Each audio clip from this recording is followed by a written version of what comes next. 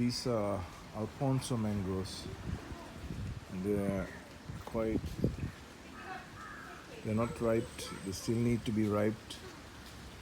So I'm here at the village house. There's the doggies. And I'm just thinking to myself, the sounds of things over different countries.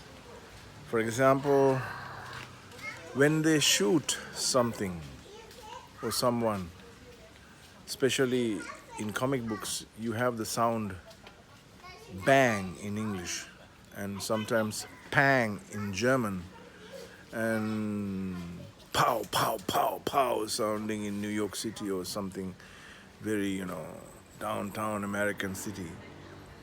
And in Sri Lanka it goes dong. That's the sound we get. So how come these sounds are different from place to place? I think it's very interesting. Just like you call the sound of,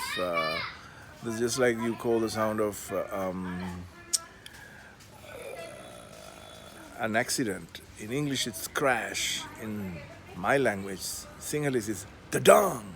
That's how we call it. And when something falls in the water, in English, it's splash, and we call jabo. So these are different.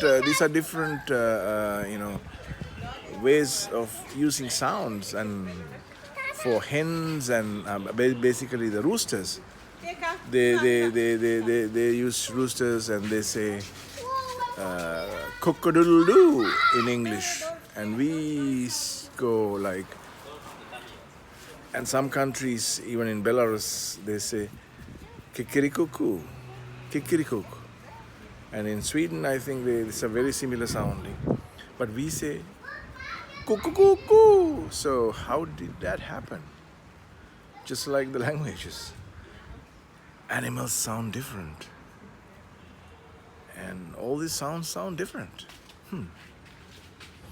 Right? That's Mars. Okay. Mars and mangoes.